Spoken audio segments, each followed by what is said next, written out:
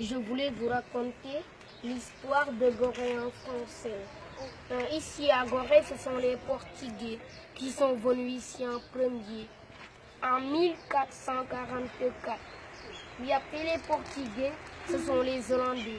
Après les Hollandais, les Français. Après les Français, les Anglais. Après les Anglais, les Français encore. Puis c'est eux qui nous ont colonisés. L'esclavage, ça a été aboli par Victor Schœlcher. En 1848, ça a duré 400 ans. Puis le premier député noir du Sénégal à l'Assemblée nationale française fut Blaise Diagne. Il habitait ici. Il est né le 13 octobre 1872. Il est mort en France. Puis ici, la distance de l'île est de 900 mètres de long sur 300 mètres de large.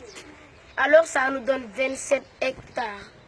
Puis ils venaient ici, les Français, et ils faisaient un échange. Ils amenaient des miroirs, des fusils, des pacotis, en échange des esclaves.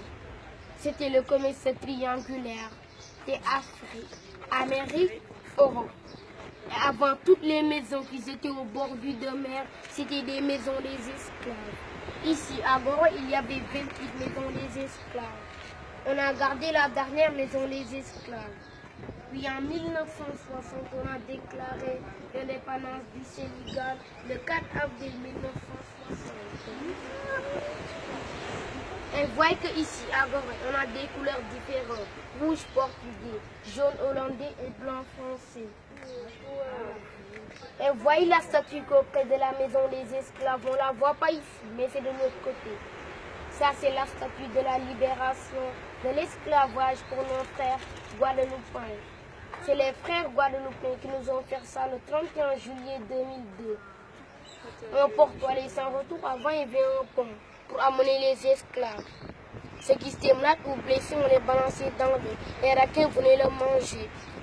Parce qu'en cours de route, il n'y avait pas d'hôpital. Et ceux qui posaient 60 kilos, on les amenait les vendre en Amérique, en Haïti, au Cuba, etc. Ceux qui posaient moins de 60 kilos, on les laissait dans la salle des finances temporaires. On les engraissait. Le haricot du niébé, mélanger ça avec l'huile de palme pour qu'ils posent 60 kilos. Et École Mariamba, excellent des meilleures jeunes filles. C'est là-bas qu'on sélectionne les meilleures jeunes filles du Sénégal. Seulement des filles, il n'y a pas de garçons. Et Mariamba, c'est elle qui a écrit sur l'anglais dans un livre. Et merci les amis, c'est tout ce que je savais. Ce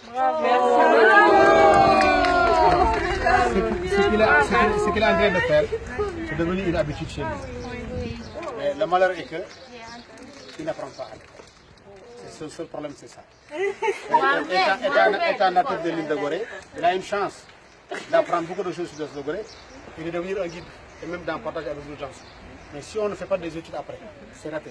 Parce qu'il n'atteindra pas un niveau pour aller à l'université et approfondir ses recherches. Il va être limite, il va rester dans l'île de Gorée à raconter cette histoire qu'il a mémorisée. Il faut l'attacher.